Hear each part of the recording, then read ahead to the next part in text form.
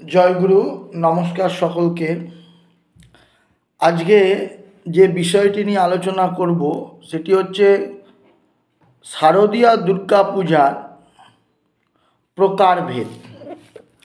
আপনাদের প্রথমেই বলে রাখি, আমরা শারদীয়া যে দুর্গা পূজা করি শাস্ত্রীয়ভাবে তার 7খানা কল্প রয়েছে, তেমনি গুণভেদে শারদীয়া দুর্গা পুজো কিন্তু আবার ত্রিবিধ, 3 প্রকারের। গুণটা কি? আমরা জানি গুণ ত্রিবিধ: সত্যগুণ, রজগুণ এবং তমগুণ। ভগবান নিরাকার যে ব্রহ্ম, তার যখন ইচ্ছা হলো যে আমি একাধিক হব, তিনি তখন প্রথম তার শরীর থেকে মায়া সৃষ্টি করলেন, বা তার অন্তঃস্থিত যে শক্তি, সেই শক্তিকে তিনি প্রকাশ করলেন। এই শক্তি হচ্ছে ত্রিগুণাময়, তিনটি গুণ সম্পন্ন। এই তিনটি গুণ কি কি? এই তিনটি গুণগুলো হলো সত্যগুণ, রজগুণ এবং তমগুণ। এই 3 গুণের ক্রিয়া আমাদের জগতে কিন্তু সবসময় কাজ করে চলেছে। ভগবতী বা মহামায়া এই 3 গুণে কর্ম সম্পাদন করেন জগতে। সত্য, রজ, তম, এই যে ত্রিবিধ গুণ, এই সত্য গুণে তিনি লক্ষ্মী, রজগুণে সরস্বতী এবং তমগুণে হচ্ছে তিনি কালী। আমাদের শ্রী শ্রী চণ্ডীর যে আছে রহস্যত্রয়, সেখানে এই গুণের কথা আপনি পেয়ে যাবেন সুন্দর করে। শক্তির ক্রিয়া বা সরস্বতী সম্পর্কে, লক্ষ্মী সম্পর্কে, মহাকালী সম্পর্কে জানতে পারবেন। এই যে 3টি গুণ, একটি গুণ হচ্ছে সৃষ্টি অর্থাৎ রজ, একটি হচ্ছে সত্যগুণ অর্থাৎ পালন, আর তমগুণ অর্থাৎ হচ্ছে বিনাশ, কাল, প্রলয় ইত্যাদি। এখন এই 3টে গুণই কিন্তু মানুষের মধ্যে রয়েছে। আবার কোথাও কোথাও দেখা যায় একটি মানুষের মধ্যেই 2 রকম গুণ ক্রিয়াশীল, কোনোটা একটু বেশি, কোনোটা একটু কম, অর্থাৎ গুণের প্রভাব রয়েছে। এই গুণের প্রভাব থাকার কারণে আমরা যারা দুর্গা পুজো করি, আমাদের সেই গুণ আমাদের সাধনায়, আমাদের উপাসনায়, আমাদের পূজা পদ্ধতিতে কিন্তু এটা প্রভাব ফেলে। যার যেমন রুচি, সে তেমনি রুচিতে পুজোর আয়োজন করে। আপনি বাধা দিতে যাবেন, শুনবে না, নানা রকম কথা বলবে। দেখবেন ঠাকুর হচ্ছে মন থেকে দিলেই নেয়, বিভিন্ন ডায়লগ থাকে তাদের। হ্যাঁ, আর যারা একটু কম জানে তারা দেখবেন বলে বেশি। তো এরকম থাকে। ঠাকুর কেন আজকালকার দেখছেন না, বিয়েবাড়ি যায়, সেখানে ওই সব মুরগির মাংস সব ওই যে ফেরি করার মতো করে ওই বিয়েবাড়িতে ঘোরে কতগুলো ছেলে, যে মুরগির ওই বিয়েবাড়ির ভেতরের মধ্যে। হিন্দুরা এগুলো করছি, আমরা নিজেদের ধর্মকে নিজেরা ছোটো করছি, বিশেষ করে বাঙালি। সেটা হচ্ছে একটা গোপাল, এখন নতুন ফ্যাশন হয়েছে, এটা এতে করে ঝুড়ির মধ্যে করে, হাতে করে, এরকম বগল দাবা করে নিয়ে যায়। এবার আমি বহু লোককে দেখেছি সব আমিষ টামিষ ভক্ষণ করছে, আর ওই বলছে আমার পুত্র। দেখুন, গোপালকে সেবা করতে বলেছে কীরকমভাবে না, বাৎসল্য প্রেমে, পুত্রবৎ। তার মানেই নয়, তার মান্যতাটা একদম এই মানে একদম গ্যাসুট ধুলোয় নামিয়ে নিয়ে আসতে বলেছে। হ্যাঁ, পুত্রবৎ সেবা করতে বলেছে। তোমার নিজের সন্তানকে তুমি যেভাবে সেবা করো, কিন্তু সেইভাবে সেবা করবে। তার মানেটাই নয় যে আমি তাকে যথেচ্ছাচারীভাবে মানে নিয়ে ভণ্ডামি করব। এটা এক ধরনের ভণ্ডামি চলছে, যে এত গোপাল প্রেম, এগুলো কিছুই প্রেম নয়, এগুলো ভণ্ডামি। সাথে করে নিয়ে কি করছে না, বিয়ে বাড়িতে যাচ্ছে। এগুলো যারা বিয়ের আয়োজন করে তাদের মনে রাখতে হয় পিতামাতাকে, যে আমার পুত্র বা কন্যার বিবাহ দিচ্ছি। দেখুন, রেজিস্ট্রি সরকার অনুমোদিত আইন, আমরাও তাকে সম্মান করি, করা উচিত। কিন্তু তার সাথে আমরা যেহেতু হিন্দু না হলেও মুসলিম, খ্রিস্টান সকলেই কোনো একটা অতীন্দ্রিয় শক্তি বা মহান শক্তির কাছে কিন্তু এই একটা দুটো জীবনের যখন প্রথম শুভারম্ভ হয়, সেখানে কিন্তু প্রার্থনা করে যে এরা যেন ভালো থাকে। এই যে প্রেয়ার, তার মধ্যে একটা সাত্বিকতা, একটা হচ্ছে নিষ্ঠা থাকবে। আপনি দেখবেন ওই সমস্ত মাংস টাংস বা ওই সমস্ত আমিষ জাতীয় খাবার ভক্ষণ করতে করতেই বিবাহের মণ্ডপের মধ্যে ঢুকে পড়ছে, ক্যামেরাম্যান ঘাড়ের ওপর উঠে পড়ছে। হ্যাঁ, সেখানে শালগ্রাম রয়েছে, ওই যে মুরগির মাংস খেয়েছে তার স্পর্শ দোষ হচ্ছে শালগ্রামে, পরিণতি কী হচ্ছে, বিয়ের বছর পরে এসে লোক বলে আমার মেয়ে ভালো নেই, আমার ছেলে ভালো নেই, টর্চারে আছে, সংসার ভেঙে গেছে, অমুক হয়েছে, আনা আছে তেনা আছে। আর এই যে গোপাল নিয়ে ভণ্ডামি, এই গোপাল ওইটুখানি বাচ্চা ছেলে ওরকম দেখতে মনে হয়, পুতনার মতো ওরকম রাক্ষস, বকাসুর, অঘাসুর, মঘাসুর, কংস, ওই সমস্তকে কিন্তু সব অধর্মের কারণেই ওদের কিন্তু একদম ধূলিসাৎ করে দিয়েছিল। কেমন এই গোপালকে নিয়ে এই যে ফাজিলামি, এইটা কিন্তু মনে রাখতে হবে। যারা প্রকৃত বৈষ্ণব দেখেছেন বৃন্দাবন টিন্দাবনে, তারা ভগবানকে নিজের সন্তানের মতো সেবা করে, তার কষ্ট না হয় এটা অনুভব করে। ওই বিয়ে বাড়িতে গিয়ে আমি পরম বৈষ্ণব গোপাল নিয়ে ঘুরি, এটা অ্যাডভার্টাইজ করার জন্য গোপালের মূর্তি নিয়ে গিয়ে এরকম করাটা উচিত না।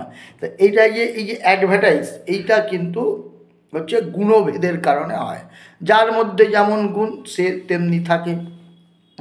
প্রথম দেখবেন যেখানে অখাদ্য, মানে যেগুলো খাওয়া শাস্ত্রীয়ভাবে নিষিদ্ধ, সেইগুলো যারা খেয়ে অভ্যস্ত নয়, অর্থাৎ পেঁয়াজ, রসুন, মাংস, গুরুপাক খাওয়ার, তাদের আশপাশে যখন এগুলো তৈরি হবে তারা আগেই শরীর তাদের একটা অস্থির অবস্থা চলে আসবে।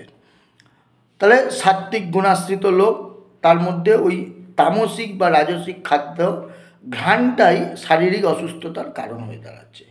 অথচ ওই যে বিয়েবাড়িতে গিয়ে হাতে গোপালের বগলের করে নিয়ে এরকম নাকামি যারা করছে, তাদের বেসিক্যালি কি না, তারা সাত্ত্বিকও না, রাজসিকও না, তামসিক লোক। এটা একটা অ্যাডভার্টাইজ, যশ সংগ্রহ করার একটা অ্যাডভার্টাইজ। এই যে গুণ, এইটা কিন্তু হচ্ছে মায়া আমাদের প্রত্যেকের ভেতরেই ঢুকিয়ে দিয়েছে, অবিদ্যা। এই গুণের প্রভাবেই আমরা এই রকম কর্মটর্মগুলো করে বেড়াই। ওই জন্য গীতায় ভগবান দেখবেন বলছেন এই গুণকে আমাদেরকে হচ্ছে জয় করতে হবে। কী দ্বারা? সাধনার দ্বারা। কারণ এই সাধনাটা, আমার মধ্যে যে একটা গুণ আছে, এই গুণটাকে ধরেই আমাকে সাধনা এগোতে হবে। দেখা যাবে ওই গুণটাকে ধরে সাধনা করতে করতে ওই গুণটা আমার ছেদন হয়ে যাবে। যেমন একটা এই যে ফুটি যখন প্রথম আসে গাছে, কাঁকড় সবুজ থাকে, শক্ত করে গাছের সাথে জুড়ে থাকে। যখন সে পেকে যায় তখন আপনি থেকেই গাছের থেকে খসে পড়ে যায়। ফুলও দেখবেন তাই, প্রস্ফুটিত হলে ঠিকমতো আস্তে থেকে ঝরে পড়ে যায়। তেমনি আমাদের প্রত্যেকের মধ্যেই যে গুণ আছে, সেই গুণটাকে ধরেই সেই গুণটাকে আশ্রয় করেই যদি আমরা মহামায়ার সাধনা করি, তাহলে মহামায়ার স্বরূপ কি? তিনি হচ্ছেন অঘটন ঘটন পট্টিয়সী। যেটা না হওয়ার কথা তিনি করে দিতে পারেন, আবার যেটা হওয়ার কথা সেটা না করে দিতে পারেন। তাহলে এই গুণটাকে ধরেই যদি আমরা দুর্গা পূজায় ব্রতী থাকি, পুজো আবার আমার মধ্যে পেঁয়াজ, মাছ, মাংস, রসুন খাওয়ার ইচ্ছা আছে, তাই জন্য আমি দুর্গা পুজো করব না, এটা করবেন না। আপনার মধ্যে যে বৃত্তিটাই আছে সেটা নিয়েই আপনি মায়ের কাছে উপস্থিত হবেন।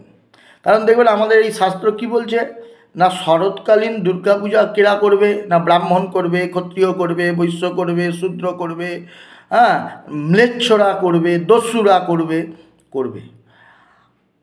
আর মানে এইগুলোর মধ্যে তো ভিন্ন ভিন্ন গুণ আছে। ব্রাহ্মণের মধ্যে সত্যগুণ, ক্ষত্রিয়ের মধ্যে রজগুণ, হ্যাঁ, বৈশ্যের মধ্যে হচ্ছে রজ এবং তম, দস্যুর মধ্যে একবারে তম, হ্যাঁ, এরকম ম্লেচ্ছর মধ্যেও তম, এই রকম গুণ থাকা সত্ত্বেও তাদেরকে ব্রতী থাকতে বলেছে। এবার এই আপনার বা আমার মধ্যে যে ভাবটা, এই ভাবটা কিন্তু পুজোয় প্রতিফলিত হবে। এই গুণভেদে, অর্থাৎ আমাদের মধ্যে অবিদ্যার কারণে যে গুণের ক্রিয়া সত্য, রজ বা তম, এই গুণভেদে আমাদের শাস্ত্র স্কন্দ পুরাণ এবং ভবিষ্য পুরাণ হচ্ছে আমাদের দুর্গা পূজাকে তিনটি ভাগে ভাগ করেছেন। একটা হচ্ছে সাত্ত্বিক দুর্গা পূজা, একটা হচ্ছে রাজসিক দুর্গা পূজা, আর একটা হচ্ছে তামসিক দুর্গা পূজা। বলছে শারদী চণ্ডিকা পূজা ত্রিবিধা পরিগৃহ্যতে সাত্ত্বিকী রাজতিশ্চৈব তামসিশ্চেতি তাং শৃণু।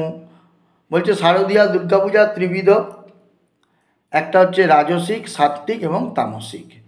বলছে তাহলে সাত্ত্বিক পুজোটা কীরকম হবে?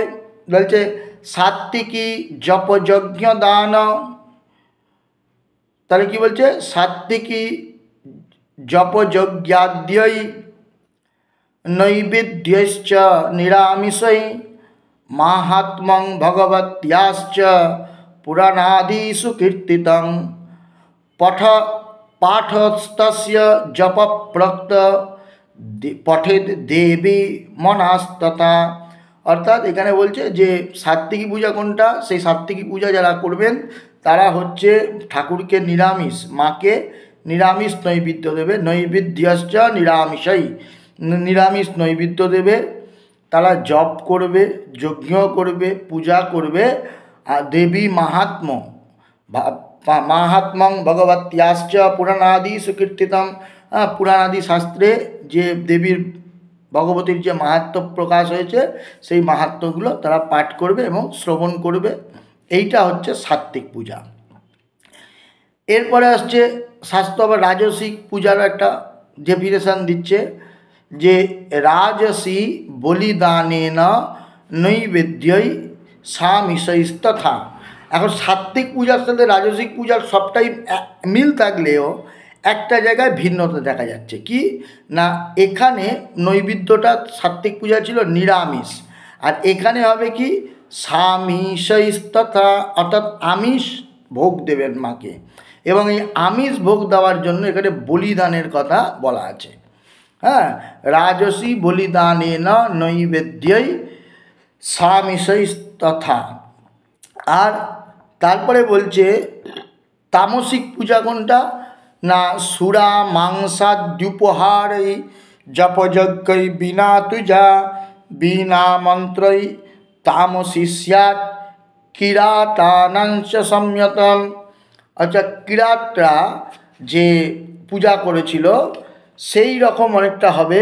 সেখানে কি হবে না, কিরাতগণের অভিমত যে সেখানে হচ্ছে মৎস্য, মাংস, সুরা এই রকম উপহার দ্বারা যারা পুজো করবেন, এবং সেখানে কিন্তু কোনো যজ্ঞ হবে না, জপ হবে না, মন্ত্র পাঠ হবে না, কিন্তু মায়ের পুজো তারা করছে কিভাবে, সুরা, মাংস ইত্যাদি উপহারের দ্বারা মায়ের পূজা তারা করছেন।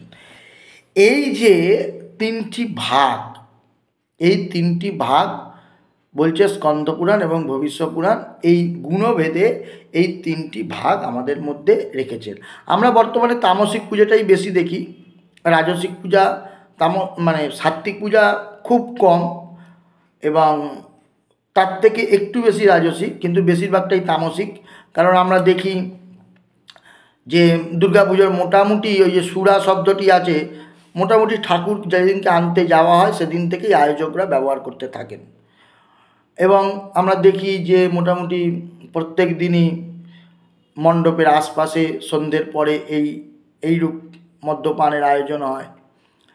দুর্গা মায়ের যে মন্দির নির্মাণ হয় অস্থায়ীভাবে, সেই তার তলায় ফাঁপা থাকে, তো সেখানে হচ্ছে এই মাংসের হাড়টার ভর্তি থাকে। বাস্তব আপনারা ঘুরে দেখবেন, মানে আমার কথা বিশ্বাস না হলে। এবং মণ্ডপে আমরা যারা পুজো করতে যাই, আমাদের ওইসব মাংস খাওয়া লোক মাংসের প্যান্ডেল ট্যান্ডেল ছুতে ছুতেই যেতে হয়, কারণ হচ্ছে এক বিগত অন্তর অন্তর একটা করে মাংসের দোকান থাকে।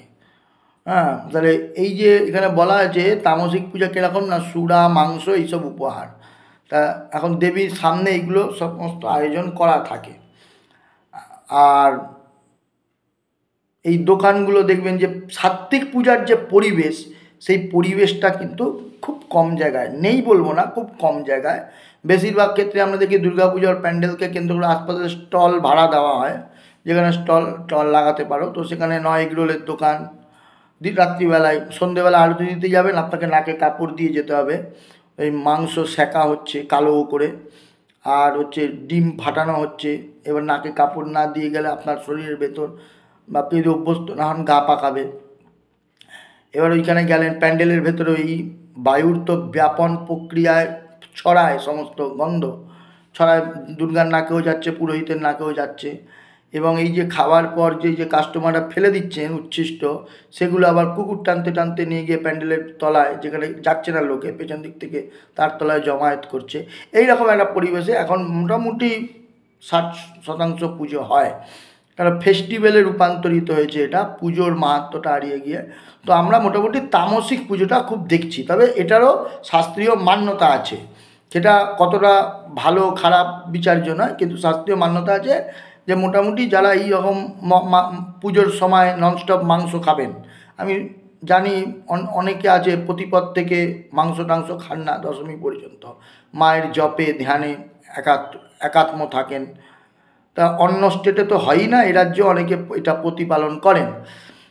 কিন্তু এখন আধুনিক সাম্প্রতিক আমরা দেখছি এই মানে দুর্গা পুজোর সময় বেশি করে মাংস টাংস খাওয়া, এবং এই সমস্ত প্রত্যেক দিন এই যে সুরা পান এবং সুরার দোকান দুর্গা পুজোর আশপাশে, এইগুলো খুব হচ্ছে। তবে এটা একটা মান্যতা কি না, শাস্ত্র কিন্তু এই বিষয়ে বলেছে যে কিরাত, এটা এই যে পার্বত্য নিচু নিম্ন বর্ণের জাতি, ওই উপজাতি পার্বত্য একটা প্রজাতির মানুষেরা, এরা কিন্তু মায়ের এরকম পুজো করেছিলেন যে সুরা মাংস ইত্যাদি দিয়ে।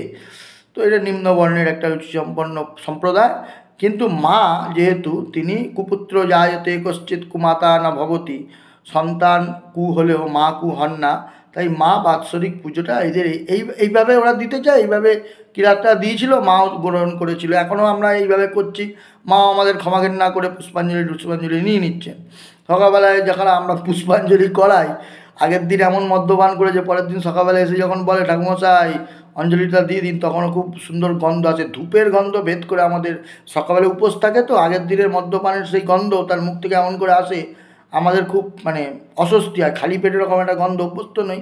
তো এইগুলো হয়, তাই সুতরাং হলেও এগুলো কিন্তু শাস্ত্রীয় মান্যতা আছে, এটা মানতে হবে। আর যাই হোক, শাস্ত্রকে মান্যতা দিয়ে মানুষ দুর্গাপূজায় ব্রতী থাকছে, কিন্তু শাস্ত্র এটাকেও স্বীকৃতি দিয়েছে যে সাত্ত্বিক লোক তাদের পুজোর প্রসেসটা এরকম, রাজসিক লোক তাদের পুজোর প্রসেসটা এরকম, আর তামসিক লোকের পুজোটা এই রকম। তো আমরা এখান থেকে দেখছি যারাই যেভাবে পুজো অংশগ্রহণ করুন, কোনো না কোনোভাবে মহামায়ার আমরা কিন্তু স্মরণ নিচ্ছি। এবার একটা বক্তব্য, প্রসঙ্গটা এত আলোচনা করছি এই জন্য যে দেখুন, শারদীয়া দুর্গাপূজার যে আলোচনা, সেখানে চতুষ্কর্ম, 4টি কর্মের কথা বলা হয়েছে: স্নপন, পূজন, বলিদান তথা হোম। এখন এই 4টি কর্মের মধ্যে বলিদানটা কিন্তু সাত্ত্বিক পূজায় আমরা দেখতে পাচ্ছি না, রাজসিক পূজায় আমরা বলিদান এই শব্দটি দেখতে পাচ্ছি। তামসিক পূজায় কিন্তু বলিদান নেই, কিন্তু মাংসের কথাটি আছে। অর্থাৎ কোনো না কোনোভাবে এই রাজসিক এবং তামসিকের মধ্যে মাংস শব্দটা থাকাতে পশু বলিটা কিন্তু ওখানে চলে এলো। কিন্তু আমাদের সাত্ত্বিক পূজায় কিন্তু এই বলি শব্দটাই আসেনি, অথচ নিরামিষ নৈবেদ্য এইরকম কিন্তু বক্তব্য আছে। আমি ইচ্ছা আছে, মা যদি কৃপা করেন, এই বলি নিয়ে আলোচনায় ঢুকব। তাই তার পূর্বে আমি এই যে 3 রকম গুণ হেতু আমাদের পুজো করার 3 রকম রুচি, এটা আমি উপস্থাপন করলাম। আশা করি শুনলে অনেকের রাগ হবে, আবার অনেকে মনে হবে খুব ভালো বলেছে। তো রাগ করবেন না আমার প্রতি কেউ, কারণ আমি যেটা দেখছি বাস্তবটা বলছি। কিন্তু যারা মাংস মদ্য ইত্যাদি ব্যবহার করে পূজা করছেন, মা কিন্তু তাদের পুজো ভাই নিচ্ছে, হ্যাঁ, কারণ এটা শাস্ত্রসম্মত। যত ইচ্ছা এইসবগুলো হচ্ছে, এটা মায়েরই জন্য হচ্ছে, মা প্রয়োজন বোধ করলে নিজেই মানে এর নিরসন করে দেবেন। তা আমি শাস্ত্রীয় আলোচনা করলাম, কারোকে ছোট বড় এইসব কিছু করার আমার কোনো উদ্দেশ্য নেই। আমি শাস্ত্রের বিধানটা আপনাদের বললাম। পরের দিন ইচ্ছা আছে বলি নিয়ে আস্তে আস্তে আলোচনা করার, যাতে করে আমাদের শাস্ত্রীয় পরম্পরাটা রক্ষা পায়। জয় গুরু, নমস্কার।